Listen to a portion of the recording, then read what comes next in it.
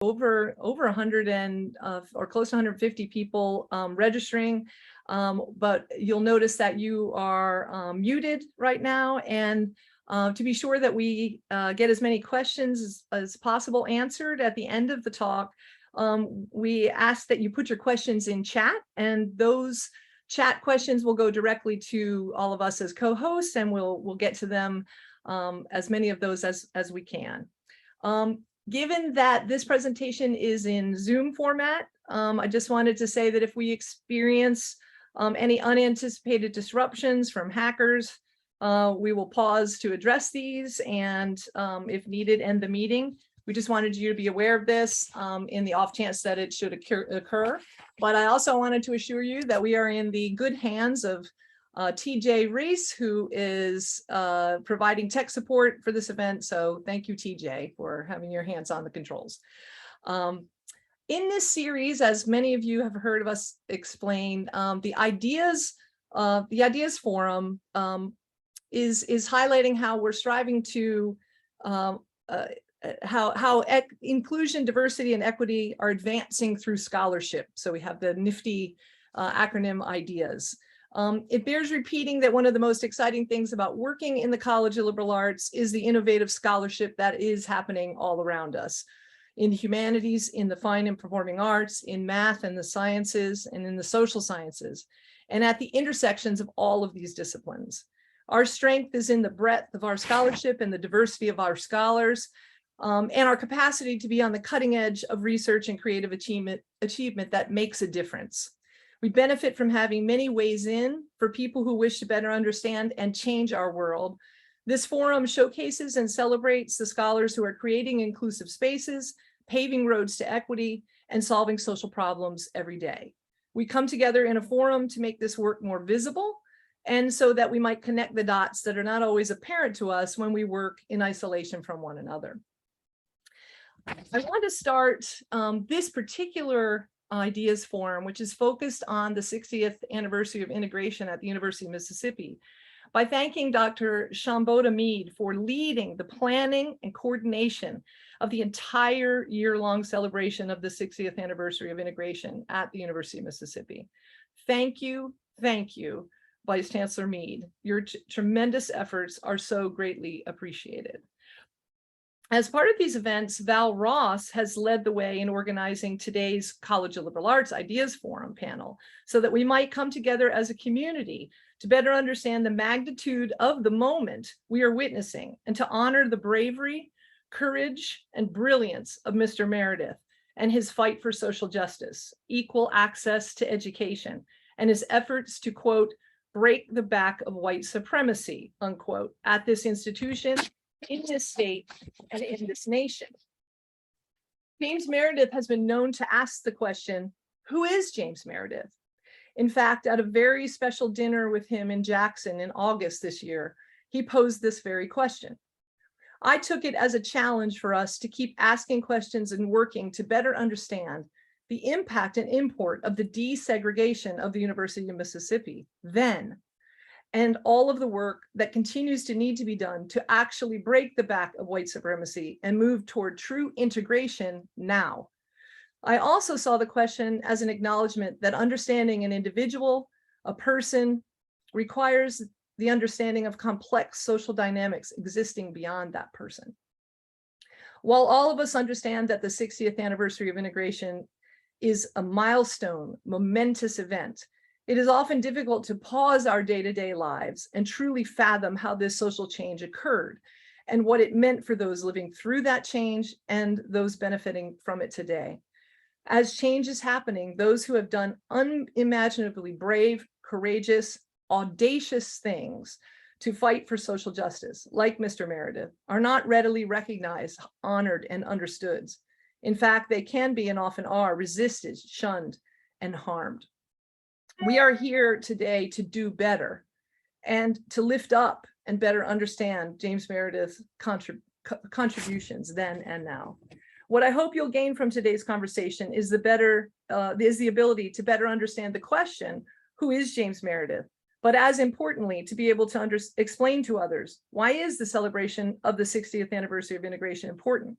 What does it mean for the nation, the state of Mississippi, the University of Mississippi, and for yourself personally.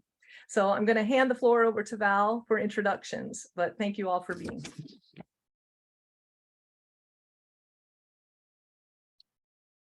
We have invited the current and interim chairs, directors of 3 of our departments and programs in the College of Liberal Arts to serve on the panel today. They represent African American Studies, History, and Sociology, Anthropology.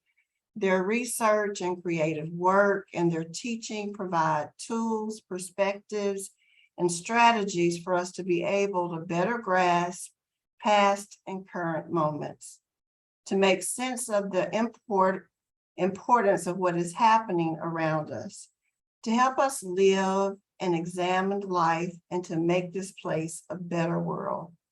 No pressure. Derrick Harriell,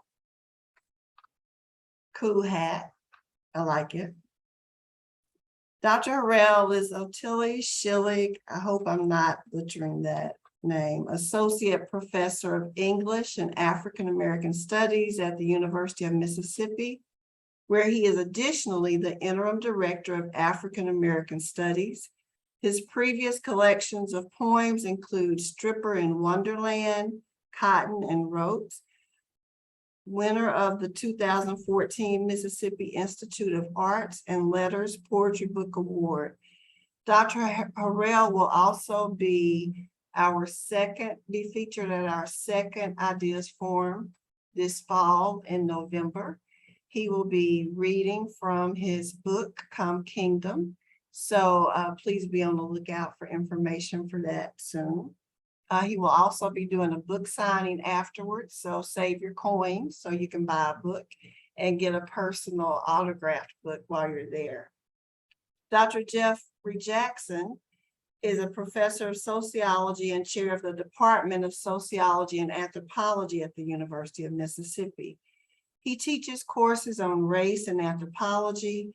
He teaches globalization and development and has been involved in various efforts aimed at broadening the understanding of racial issues on the University of Mississippi campus, including the 40th, 50th, and the 60th Meredith commemorations, and the efforts to add historical contextualization markers to historic sites at the University of Mississippi. His current research focuses on the sociology of the Global South and the historical examination of racial inequalities in Mississippi.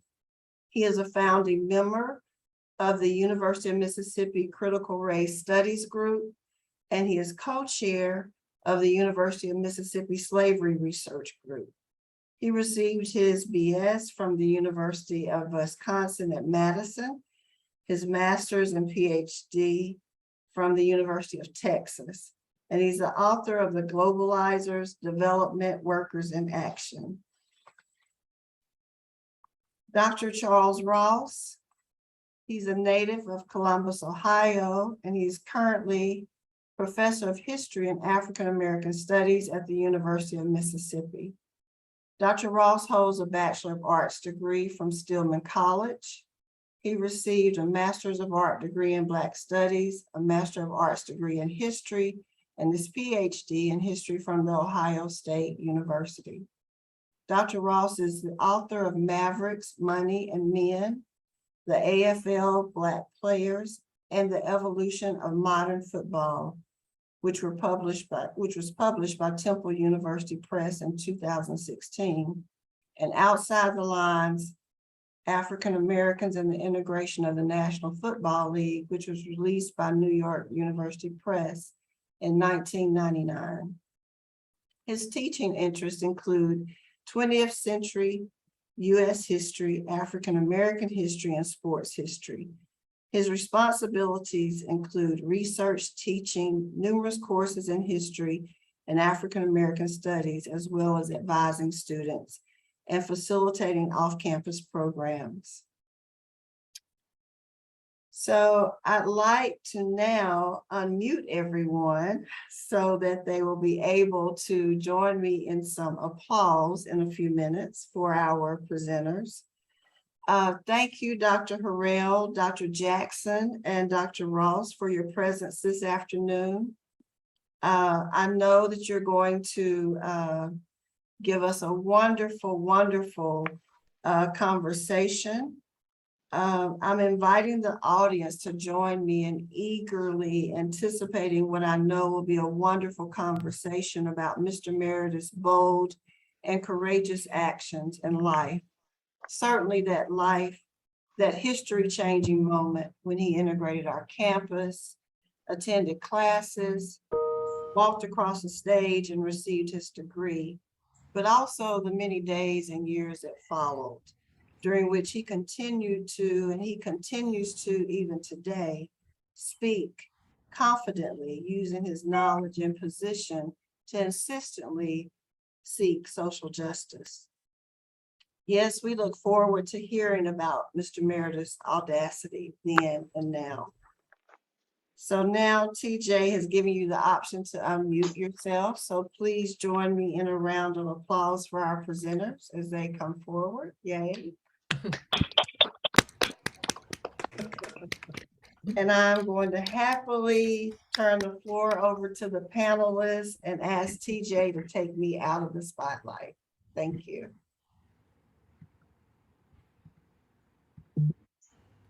All right, I think, gentlemen, that's our cue to begin this talk. I want to thank Val and Kirsten for the invitation to be here with y'all today.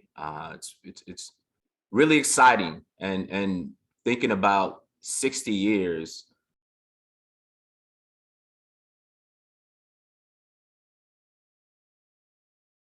Derrick, you're muted. What'd y'all hear? Did y'all hear anything? 60 years. 60 years. Okay. 60 years. So that's where we left. Okay. Yeah, 60 minutes a moment. And I want to thank Jeff Jackson and Chuck Ross for being on this panel with me. I can't lie. This is the first time in a long time I've been a little bit nervous because I'm here with you heavyweights in your fields. But I'm excited to be here with y'all. I thought a lot about how to talk about James Meredith's impact on me personally over the weekend. I wasn't sure how to, begin the conversation. When we came up with the idea of Audacity, that's something that I just kept thinking about, the audacity, right? And the bravery that's required to integrate a university, but also to integrate a university in the South, a university in Mississippi.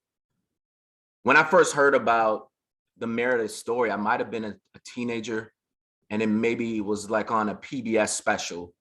And I remember seeing that moment and watching him walking to class in this black and white image. And a kid in Milwaukee, that's me, a kid in Milwaukee, trying to wrap my mind around what that meant and the magnitude of that act. And I think I've been trying to wrap my mind around what that meant and what that means since then. The ironic part is that, I'm watching that PBS special again as a young teen on the north side of Milwaukee. You couldn't have paid me to believe that at that moment in time that I would ever step foot on this campus, right? And now here I am years later. Thinking about Audacity, when I first came down for a campus visit, this was exactly 10 years ago. It was fall of 2012. I told my mother-in-law, who's from Mississippi, she's from Oklahoma. And she said, I cannot believe that my son-in-law is going on a campus visit at a university that I couldn't attend years ago, that was in my state, right? And we had a talk about Meredith before I came, and she provided a lot of context that I didn't know and a lot of information about what that was like for her and her family and those folks in Mississippi in the early 60s, right? And I never forget when I came for my visit, I got a tour, there was a tour, and I saw the statue, and I called my mother-in-law. I said, I'm standing right next to the statue. I had never been on the campus, and I'd never been in Mississippi, I don't think, maybe driving through as a kid. But that moment was extremely monumental to me, and it meant a lot to me. And I'm honored, you know, to be in my seat 10 years later, to be interim director of African American Studies, and to be at this university, because I think the work that we're doing, and as Kirsten mentioned, breaking the back of white supremacy started 60 years ago, and that work continues. And I'm happy to be here doing that work.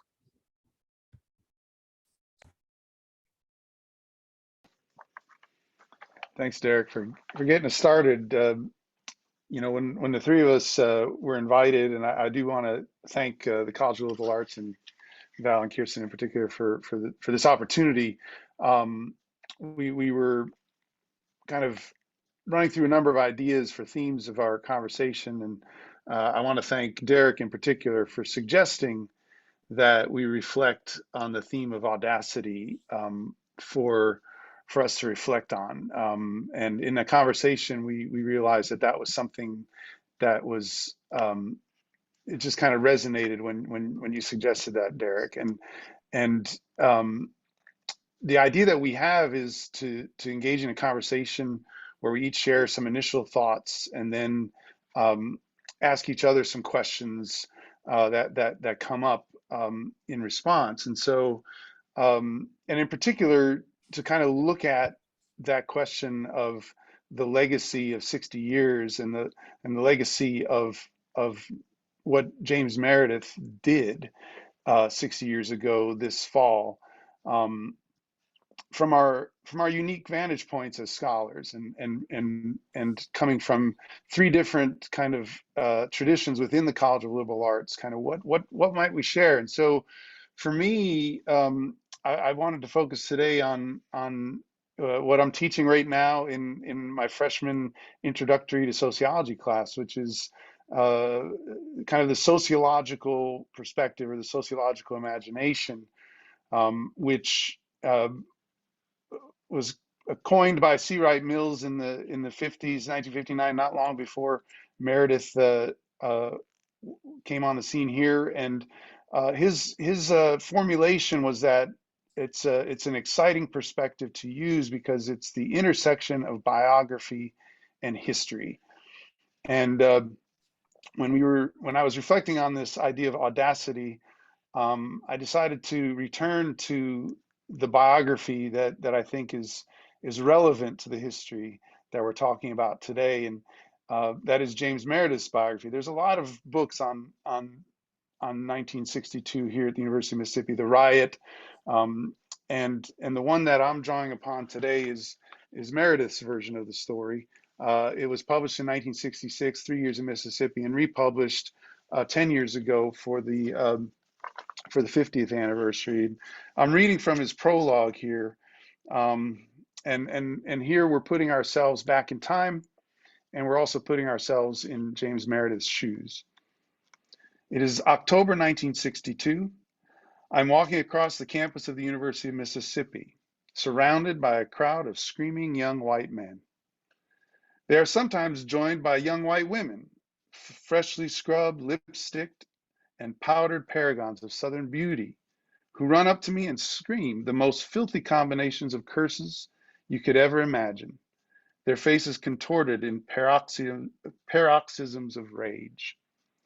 The men surround me in teams by day and spend their nights trying to torment me out of my sleep with noise and threats that continue all night, every night. I am public enemy number one for every racist in America. I will soon be at the top of a widely circulated death list of 12 Americans scheduled for assassination in Mississippi. Death threats are pouring in from across the United States, nearly 1,000 so far, many detailing the gruesome ways I will be killed. Rocks start to fly in my direction. The screaming intensifies and the crowd surges closer. I am unarmed and wear no protective gear, but I have no fear, not a molecule of it. The screaming is now a few feet from me, but I hear nothing, only silence. I see no faces. I am traveling in my own world. I am thinking of history, of America's and my own, of Black kings and Indian queens, of vanished ages and empires. I'm thinking of generations long dead and far in the future. I have a slight smile of serenity on my face. I have no fear. I have no fear because I am a Black man in Mississippi, and to be so means I am already dead. I'm a Black man in Mississippi, and a dead man has nothing to fear. I have no fear because my Father sent me on this journey. He guides and inspires my every thought and step. He is invincible, and therefore so am I. I have no fear because I am an American citizen, heir to a sacred covenant of citizenship bestowed on me by George Washington and the founding fathers and mothers of the nation. Thanks to this covenant, U.S. Army soldiers and federal marshals are traveling right behind me. They are carrying guns. They are supported by a vast arsenal of thousands more guns, jeeps, helicopters, communications gear, and military personnel plugged into the most awesome instrument of physical force the world has ever seen, the American military machine. I'm literally the baddest dude on planet Earth, more heavily guarded than the President of the United States. I am the biblical David, armed with the physical force of 30,000 Goliaths. The mob pushes closer. I am serene, completely at peace, focused like a laser on the destination of my journey, a classroom a few hundred yards in the distance. I am a Zen samurai. I am invincible. Nothing can harm me. And with that, I left myself thinking, where did this fearlessness come from? This audacity. And he describes it throughout his biography. On page 16, he writes, I'm a military man, and I saw this entire episode as a military exercise. This was a combat operation. My mission was not to integrate the university, which I saw as a minor and relatively timid objective. My mission was to physically and psychologically shatter the system of white supremacy in Mississippi and eventually all of America with the awesome physical force of the United States military machine. My objective in this war was total victory. Victory over discrimination, oppression, the unequal application of the law, and most of all, over white supremacy and all of its manifestations. I wanted to administer a sudden psychological blow that would drive a stake through the heart of one of the most powerful and destructive beasts in the American soul, the poisonous idea that any group of Americans was superior to any other group of Americans. And throughout his biography, he uses this metaphor of the beast. James Meredith had the mindset not only of a soldier, not only of a warrior, but as a holy crusader on a religious quest of good versus evil, and a quest to fight against this beast that he argued had taken the soul of the United States of America and was holding it hostage. And he saw himself as a knight. Maybe I've been watching too many Lord of the Rings shows lately, but he was a holy crusader fighting against a dragon, and he felt completely in the right, and he completely at peace with his quest, which was to slay the beast and to hit it most closely in what he considered the holiest temples, the queen bee of white supremacy, the University of Mississippi. Um, and I just wanted to say that in reading his account again, and I encourage all of you to do that, either the Mission from God account or the recently released kind of comic book tale version, which is really good, Man on a Mission, in which Meredith talks about the formative experiences growing up, particularly his relationship with his father, who he described as the hardest working, most dependable man in the county of Ottilie, Mississippi, a person nobody messed with, a person who surrounded young James Meredith with messages of purpose, of a shielded environment in which white people were no concern, and a sense of royalty. He wrote that my father taught me that I was descended from white, African, and Native American royalty, and that I should carry myself in that mindset. He was also very significantly formed by his enlisting in the United States Air Force. In 1951, he served in Japan and elsewhere for 9 years. And he writes that it was there that he received his mission from one of his colonels, who said, "You need to go do this. You need to go fight against what is oppressing the African American population in the United States." And interestingly, refers to a quote from none other than Teddy Roosevelt on the need to pursue this as a almost out of a sense of rugged individualism. He read in his time in the Air Force a quote that he memorized, and he writes that he cut the entire quotation of the paper and learned it by memory and said it to myself every day as I prepared for my quest. And the quote from Teddy Roosevelt says, "The credit belongs to the man who is actually in the arena, whose face is marred by dust and sweat and blood, who at the best knows in the end the triumph of high achievement, and who at the worst, if he fails, at least fails while daring greatly, so that his place will never be with those cold and timid souls who know neither victory nor defeat." He was at war, and he viewed it that way when he came to the University of Mississippi in 1962. He often argued with civil rights leaders of the time about nonviolence. He didn't believe in nonviolence. He said, "Well, it's okay to let our children and our activists get burned up by the dragon, but somebody's got to go slay that thing, and somebody's got to use force to do that." And he believed that the Little Rock Nine provided the model, which is you sue for your rights, and then you force the federal government to bring the military in to defend those rights. And it was only through that organized, powerful force that he could achieve what his goal was, which was to integrate the University of Mississippi. Many of you all are familiar with the Martin Luther King quote from the letter from the Birmingham jail, where he states that the South will one day recognize its real heroes.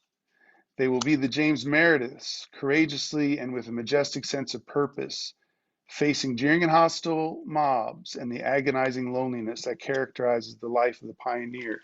I've read that quote many times, but it wasn't until I was encouraged to think about the audacity of James Meredith, baddest dude on planet Earth, that Martin Luther King's phrase, his majestic sense of purpose, did I really understand what Martin Luther King meant by that? So thank you, Derrick, for helping us to think about that. And I have other thoughts on the matter, but that's where I wanted to get started. Thank you, Jeff. Tough act to follow. I want to thank again Valerie and Kirsten and the college and everybody that has decided to zoom in. I guess I just maybe have a mixture of maybe personal and maybe some of the kind of factual stuff I guess Jeff has kind of laid down. Like Derrick, as an African-American in graduate school at Ohio State, opportunity to come to University of Mississippi. I'm saying to myself, I might go to maybe Mississippi State, Jackson State, Alcorn, but Ole Miss, oh, wow. And, you know, getting here in 1995 was a really, real big, really dramatic experience for me. We were in the middle of dealing with protests around the Confederate flag and all of these things that are connected really to arguably when the university started as a state institution. And my argument is that it didn't start in 1848.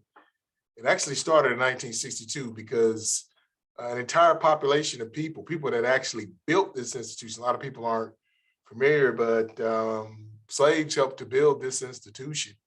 There are fingerprints that you can see very visibly from slaves that carried bricks to make this place a reality. And to actually come here in 1995 with all of the struggle around this imagery that came out of this time period when African Americans had no voice. They were not students, no faculty or anything like that.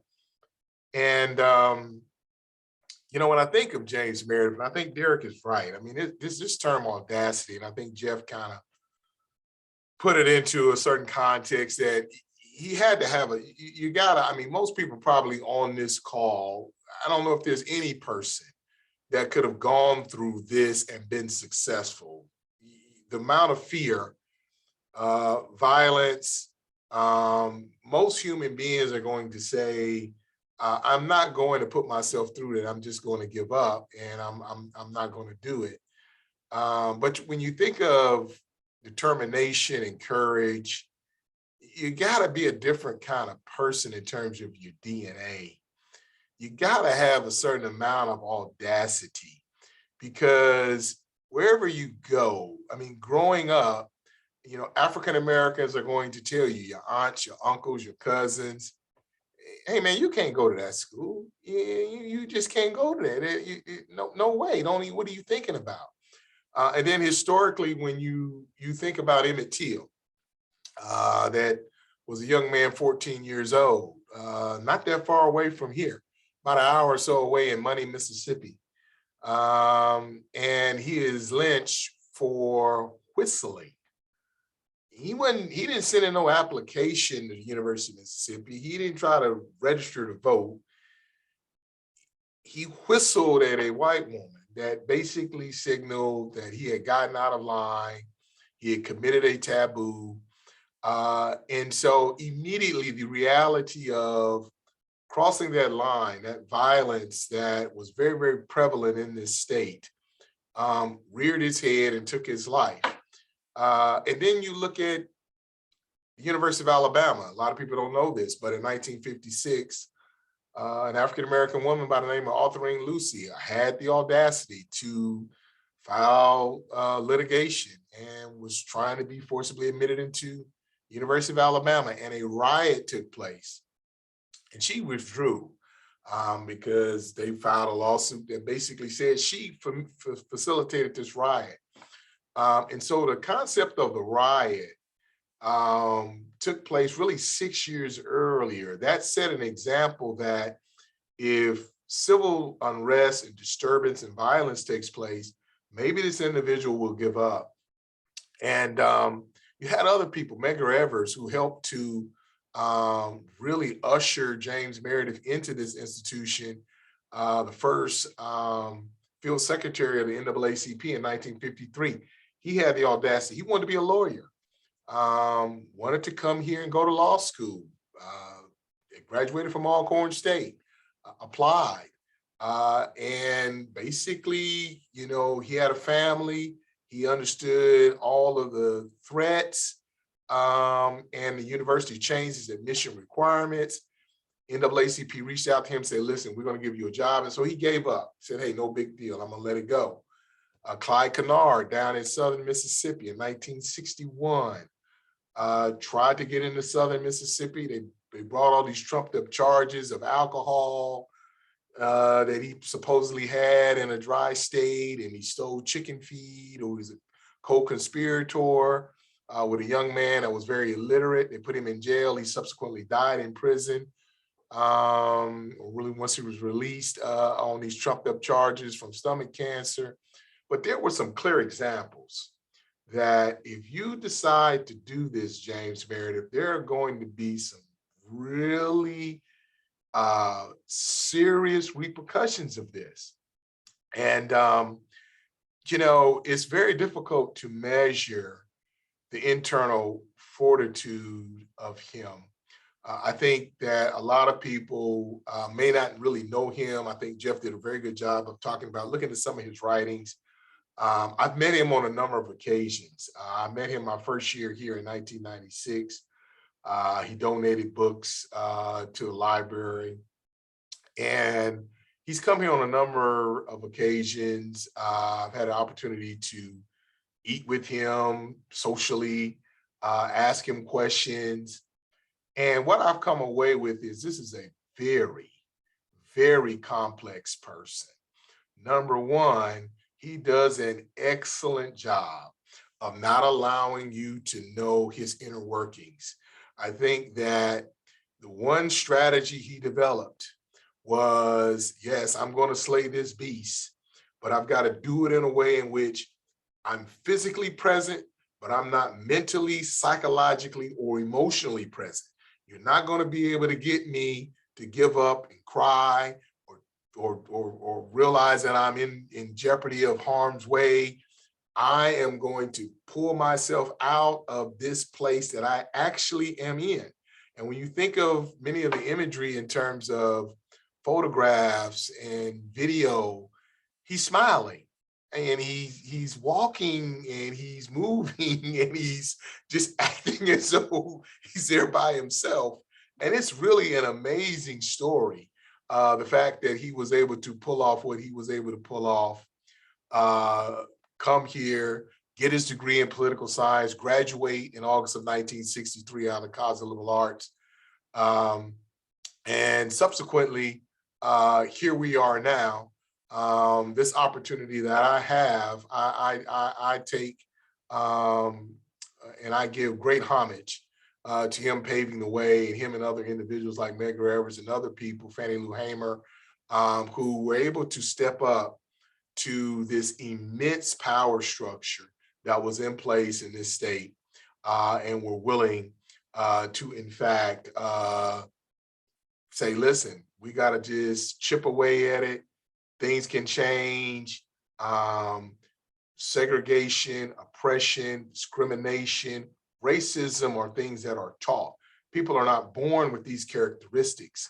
And if you can be taught these things, you can be untaught these things. And Mississippi has a great amount of potential to, in fact, change fundamentally. And if Mississippi can change, the rest of the United States of America can change.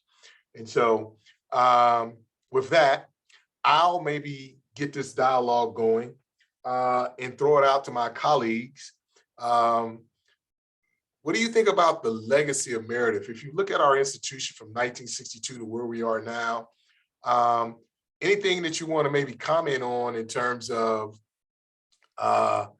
you know, change and progress, or maybe things that we need to still work on as an institution, or maybe things you see out of your students, or what our students could potentially do?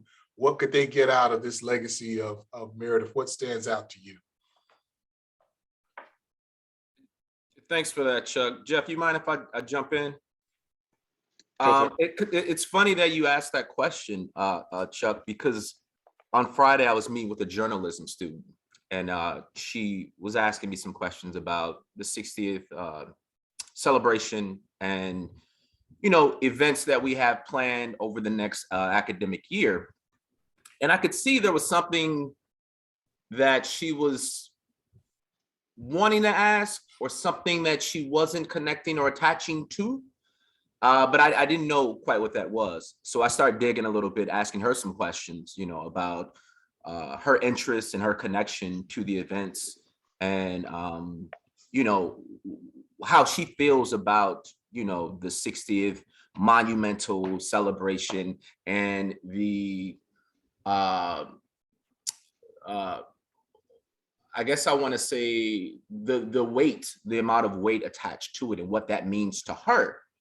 And her response was, I'm not sure what to think, because it's hard for me to really, as a student, and she was a junior maybe, as a junior in 2022, it's hard for me to really conceptualize what that means and how that relates to me and my classmates. And I was sitting there thinking, and this is relating to your question, Chuck, how do we, and so maybe I'm volleying a question with another question, but I'm sitting there thinking, how do we connect with the young people on this campus and in this community and in our community to ensure that they feel invited into these conversations and that they're able to think creatively about how this history and these legacies can inform how they might create their own audacity to create positive impact and positive progression on this campus and in this community. And that was one of the things I asked the young lady. I said, well, maybe we don't have to always think necessarily about the sort of historical component to these things, but when we think about the audacity that's connected and that's rooted in the legacy of this university, maybe then we can start to think about, well, what does that audacity look like for you as a junior journalism student? How might you take that legacy and move it forward for yourself and what that looks like? So that's something that I've been thinking about too, the ways in which these ideas don't just exist in a classroom or in a textbook. How do these ideas become something very tangible and productive in a very pragmatic and real way to our young students and our young people on campus? That's a great question. And I would just add that one of the things that I find myself wondering about when reviewing kind of 6 years later what James Meredith was facing in the context of the White Citizens Council and the Sovereignty Commission and the Mississippi Highway Patrolmen who were notorious for their spying and their harassment of any Black citizen who would try to exercise their citizenship rights is what are we afraid of now? I think one of the things that we might want to kind of ponder is if Meredith is writing in 1966 in his autobiography that he was trying to kill the beast, and one of the ways that he did that was by encouraging us all to think about overcoming fear, and that fear was paralyzing. His march against fear, of course, was that was the whole point. Is we need to stand up and not accept anything less than our full rights, and that was it. And I guess I find myself looking at the year 2022, and particularly the last 10 years here on campus and in this country, and I think there's still a lot of fear, and the beast is alive and well, and it's I think it's an interesting historical question. I think it's an interesting sociological question of the psychological mechanisms that continue to shape the extent to which we feel comfortable speaking out on these issues. When there's an attack on critical race theory throughout the country, we're all kind of questioning, well, can I say that? What can I say on social media? And I think this current generation is probably asking the same question that Meredith's generation did, is what are the risks I take if I speak up? What are the risks that I take if I ask for change? And how can Meredith and other heroes who have taken different approaches, right? I mean, his is kind of a Teddy Roosevelt macho kind of fight this out and kind of power respects power kind of masculinist ideology. But there are many ideologies that we can use to fight these kinds of inequalities that have emerged during Meredith's time and since Meredith's time. Feminist theories of challenging power, queer theories of challenging power, and how do those combine to where we should have more tools now to fight this poison in our society. And yet, are we? And I guess if you were to ask me to put a decision on it, I think we are. I think the beast is wounded. I think the beast is struggling. I think the beast is losing, thanks to many generations of Americans and people in other countries who have tried to do it in, but it's pretty resilient too. And I think that's the question I would pose to the current, all of us living today. Yeah, I mean, try to answer my own question. I think, when I look at Meredith and I look at, look at Mr. Meredith and what he was trying to do, sometimes I think it kind of gets lost. Education is powerful. It's more powerful than money. It's more powerful than a lot of things in this world. It's been denied systematically, particularly for African Americans, women in this country, for a reason.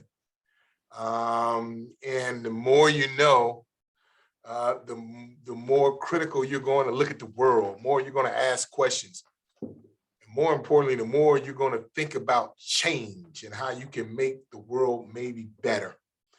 And this denial that the university had in place, and now that the doors have been opened, I challenge my students all the time. We go around, and my students, if they're on here, they'll tell you.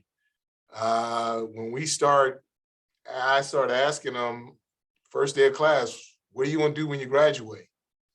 Well, I think I may want to go to medical school. I think I may want to be a nurse. I say, why you think you want to do this?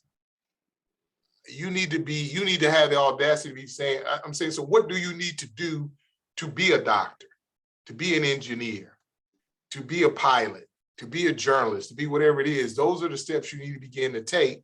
And you need to have in your mind that, yes, there are going to be barriers in the world. That's the way the world is set up. There are barriers. There are things that are going to challenge you and make you question whether or not you can get this done. But you've got to have a certain amount of internal fortitude. Because if you've been able to get to the University of Mississippi, you were admitted. Now you're moving, you're getting ready to graduate. You have the intellectual wherewithal. So don't let another institution try to deny you or stop you from taking that next step and making our world a better place. And I think that that's where we need to continue to go, because when we look at the history of this state, this is a state that has a history that has been designed, has been set up, and has been purposeful in trying to divide Blacks and whites, particularly poor and working class individuals who have a lot more in common than they do in terms of skin pigmentation, in terms of difference. And if those two groups that make up the majority of the people in the state can begin to work together, can begin to identify ways in which they can make change politically, economically, and socially, this state will continue to move in the direction that I think it is moving. And I think Jeff is right, that some of those things in terms of all of this rhetoric around critical race theory. You know, again, when you look at that, we don't want to have any more. Slow down that education. Don't teach. What do you mean don't teach something in a school? You're trying to turn down information for people now to have an understanding of history. You don't want to teach history in a school that you think is going to make some individuals feel very negatively. Let's provide that information. Let's also contextualize it so that people understand how and where we got to where we are now. And let's make it very, very, very positive. Education should be positive. Mississippi should be the last state in America to deny any kind of concept of education. And so that's where we need to go, I think. And that if we continue to move in that direction, and Meredith set the tone, he gave us an outline that continue to seek as much education as you can get. Here, here.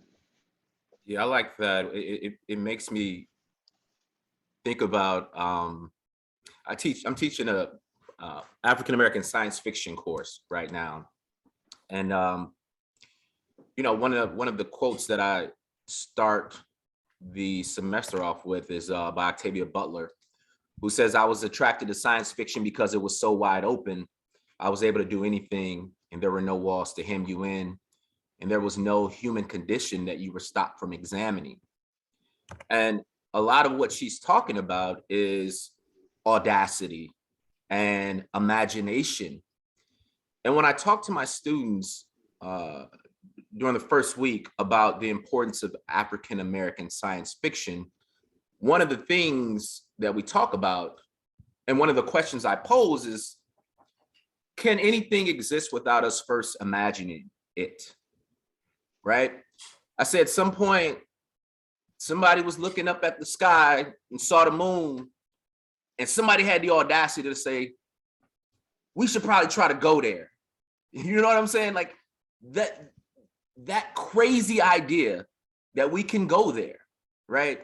And so, you know, in that class, we talk about the importance of writing Black people in the future, because if we don't see them represented in books about the future, will they exist, right? So we first have to see it, right? And we first have to have the audacity to have imaginations that allow, you know, that legacy that was started in 1962 to continue to grow and expand and consider how not just this place, but every place can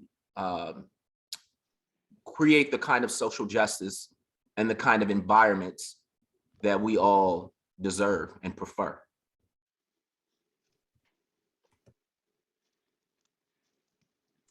Yeah, I mean, I think you're right. I mean, can you imagine Ross Barnett being able to see Black president of the United States, a woman, African-American vice president of the United States, African-American woman on the US Supreme Court, women on the Supreme Court. The world has changed, but you got to imagine, you got to be able to push the envelope. You got to be able to say, listen, you got to have that audacity that, you know, there's a tremendous amount of barriers and there's a lot of resources that are trying to deny you. Are you going to give up? That's what it kind of comes down. Are you going to kind of give up? And when I look at Meredith, he walked across that stage in the Grove. He got that degree from political science from the University of Mississippi, out of this College of Liberal Arts. That itself says a lot, because even though he was admitted, he still had to pass the classes. He had to write the papers. He had to do what he had to do, take the exams. And he did that. Man in the arena, right, Jeff? That's it. That's right. That's right. You all, I just wanted to step in. This is wonderful conversation. I wanted to ask you whether we're coming to the top of the hour, but we have a few more minutes, and I'm sure there are some folks in the audience who might have some questions, if you'd be willing to take a couple of those. We probably don't have time for that many, but I'll ask for anybody in the in the audience who has a question to enter it into chat, and that will come directly to to myself and the panelists. So this is your time. If you have a question, we'd love to hear from you.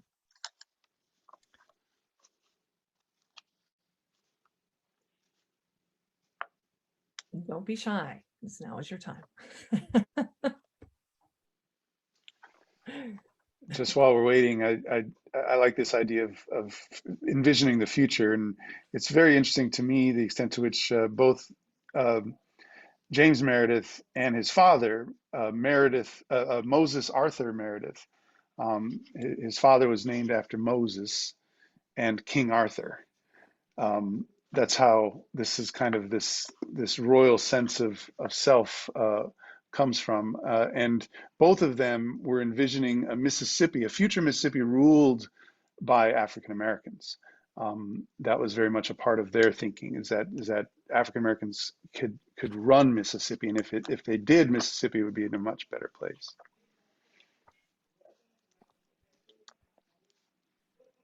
All right, unless I am not receiving these questions, Just unmute and ask a question if anybody has one. Just go ahead and ask. yes, please. I'm not sure if they're able to do so. Yeah, Val? I have a question from our retired Lieutenant Colonel Dexter McCain. He's a 92 Ole Miss graduate. He received his commission in the U.S. Air Force.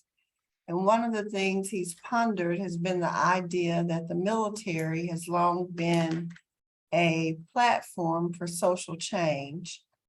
And he thinks about Mr. James Meredith, Mr. Medgar Evers, Mr. Jose Williams, and the Tuskegee Airmen, and their quest for the double V, victory over the Axis powers and victory over discrimination, racism, and injustice at home. So panelists, what are your thoughts on Mr. Meredith's audacity coming from his military experiences, or the audacity of all of these pioneers' audacity?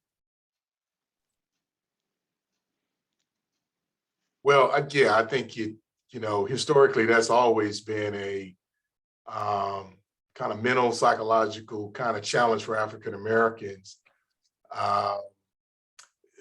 All the way back to American Revolution, this idea that if you participate on the side of this country that you're in, that you may not be a total citizen of, that you're struggling with trying to gain basic rights, is that going to make things better? Is that going to illustrate a certain amount of patriotism? Is that going to facilitate maybe even certain rights and loyalties and things beginning to fundamentally change? And for a number of African Americans, the answer has always been yes. If we sit on the sideline, if you don't do anything, then things aren't going to necessarily change. So when you start looking at definitely World War II, arguably one of the biggest events in the 20th century, and a number of African Americans that answer the call, they are directly involved in the civil rights movement after they get out of the military. Because once they go to France and these other parts of the world and they see that you can be treated differently, you can sit down and have coffee, or you can whatever, and more importantly, they see different kind of white people.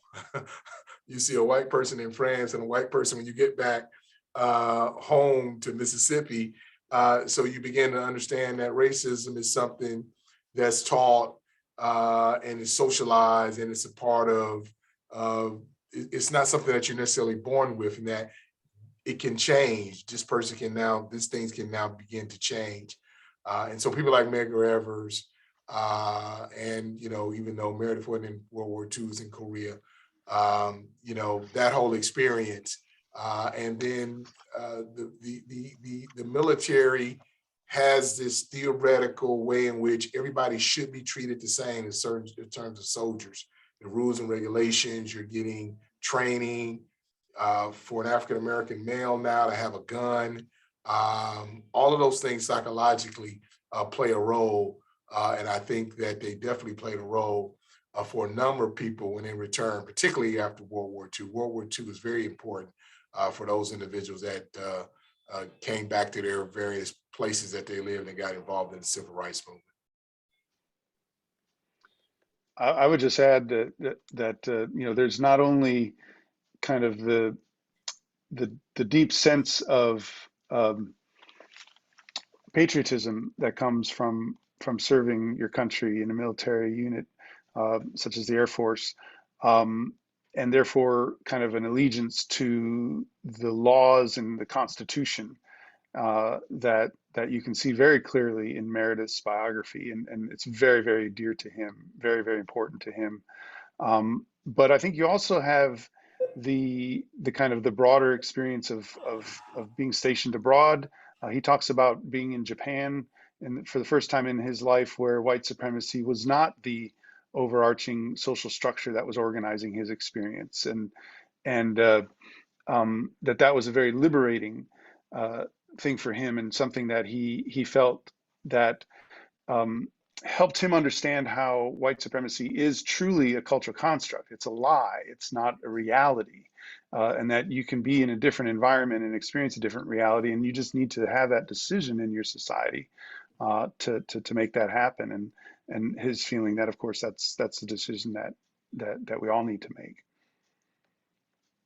Thank you both for that. Another question that's come in is for Dr. Ross or Dr. Harrell. What are your thoughts on the introduction of AP African American Studies at the high school level?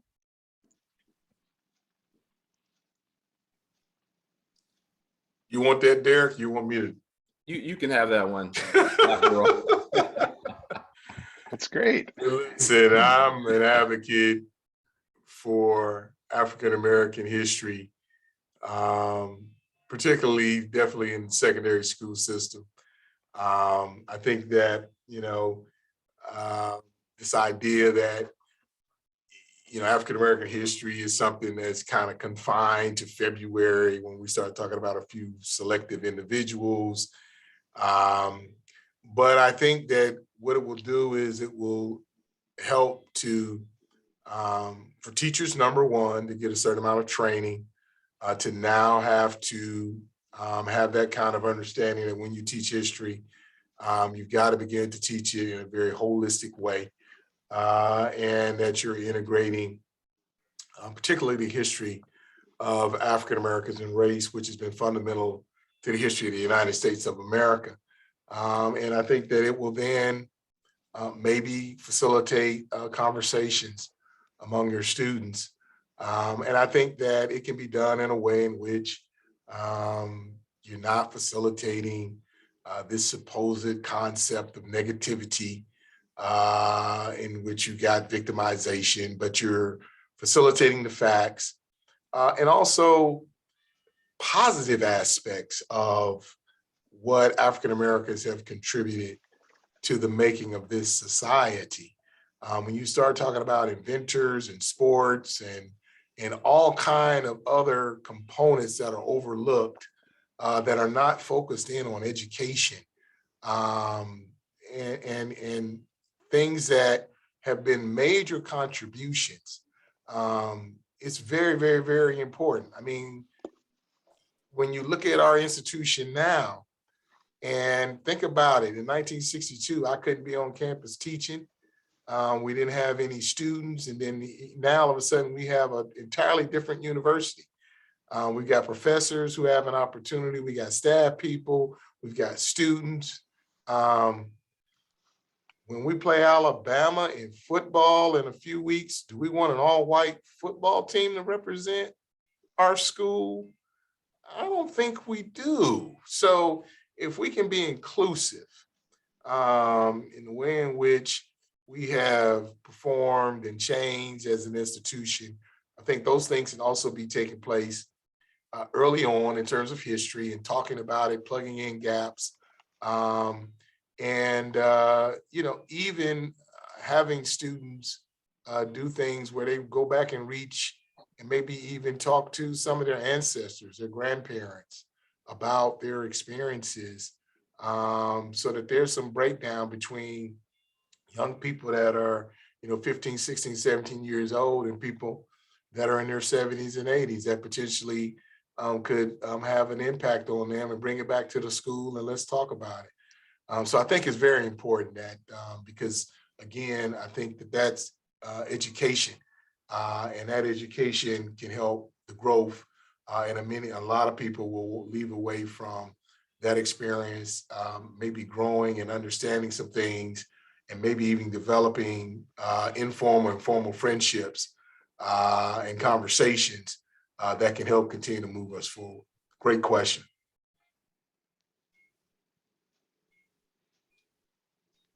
Great. Okay. Well, I don't see any other there's one final question. We're going to wrap up. This is our final question. And this is coming from Don Cole. There is a certain disdain or hate for this university because of its position and its past. Why do you think that Meredith never showed such disdain, or did he? Great question.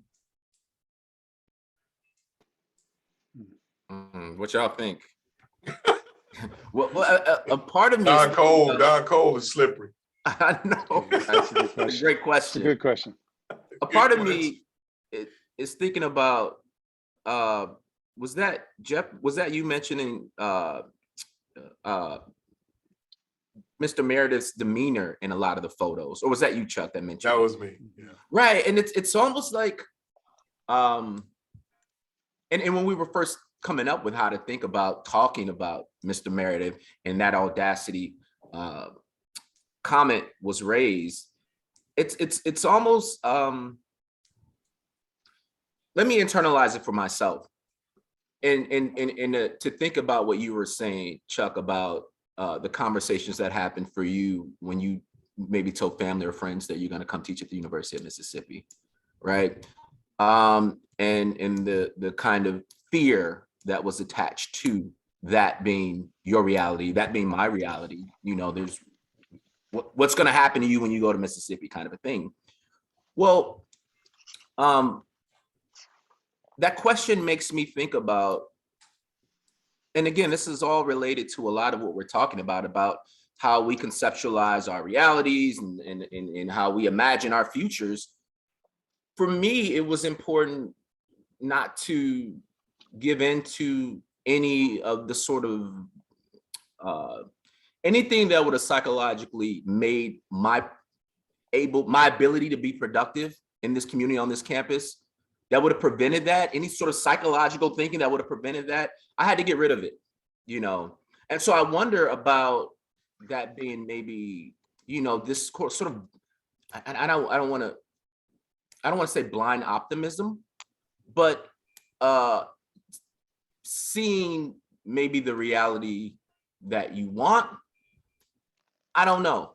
I think it's a really loaded question, and it's a really layered question. It's a good question. I would respond like this. I would try to put myself in Mr. Meredith's mindset, that maybe he didn't show any kind of animosity or negativity because he felt like those individuals that were around him yelling and giving him all of this negativity, that they had been miseducated, that they were really kind of pawns in this overall system of oppression. They didn't know any better. And they're just doing what their parents and everybody on their peers and what peer pressure said, this is what you got to do. And so he maybe kind of separates the university from these individuals and their acts, in that he says that the University of Mississippi is an institution that has been fundamentally used in a way to allow these individuals to now rally and be negative. But I'm looking at this as what the university really should be able to be. That's right. And so Don Cole is slippery, but he ain't as slippery as me. I ain't gonna let him, I'm gonna give him some audacity and throw it back at him and say, great question. But I would look at it from that perspective, that I think Mr. Meredith decided that no, I'm not gonna go to that level. I'm not going to their level and lower myself and open myself up to all this criticism. I'm above the fray. I'm gonna stay above that, and I'm going to show dignity, and I'm going to show a certain amount of confidence, because at the end, I know that I'm right. I'm right. They're not right. They haven't been taught right yet, but maybe they'll come around. What you think, Jeff? Yeah, I'll just echo that and just say that both he and his father believed that white Mississippians had been victimized by this poison dragon as much as anybody else. That the ascendancy of white supremacy to take over the state of Mississippi was the worst thing that had ever happened to the state. And so he was liberating those white students who were calling him names and spitting on him from that dragon as well. Definitely. Wow, thank you. This is very powerful, powerful answers. I'm so sorry I'm not going to be able to get to the remaining questions, but I did want to highlight something coming in from Afton Thomas, that there is an invitation to maybe keep this conversation going, because tomorrow the Gilder Jordan lecture is happening at Nutt Auditorium at 6 p.m. African-American Studies, History, and the Center for Civil War Research and the Center for the Study of Southern Culture have partnered to bring in a speaker, Dr. Dana Ramey Berry. She will give a talk entitled "Teaching the Truth, Race and Slavery in the Modern Classroom." So it couldn't be a more direct connection to our conversation today, and we really hope that you all will consider going. And thank you, Afton, for bringing that to our attention. And I want to thank everybody for being here today, and especially want to ask everyone to join me in thanking Dr. Harrell, Dr. Jackson, and Dr. Ross for their inspiring presentation and informative discussion. And I know you're doing this virtually, so if we can all figure out how to unmute for a moment, we'd love to hear your applause. And many thanks to all of you for joining us for the College of Liberal Arts Ideas Forum. We look forward to seeing you in the future. But thank you, everybody.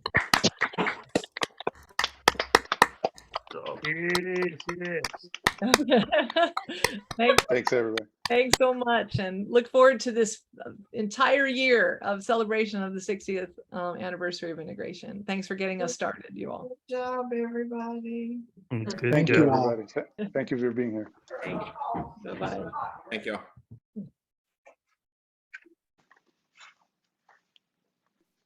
Thanks, Derrick. Thanks, Chuck.